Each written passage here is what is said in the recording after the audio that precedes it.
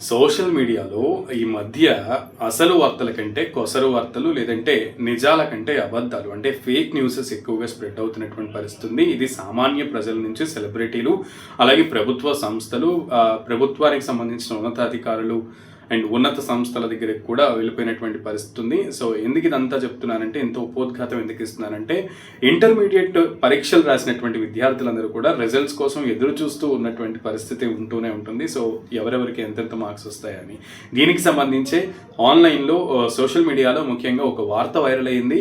April 12న Telangana intermediate board results అనేవి ప్రకటించడం జరుగుతుంది, ఇంటర్మీడియట్ బోర్డు అని. కానీ ఆ వార్తని ఇప్పుడు స్వయంగా తెలంగాణ ఇంటర్మీడియట్ బోర్డే ఖండించినటువంటి పరిస్థితి ఉంది.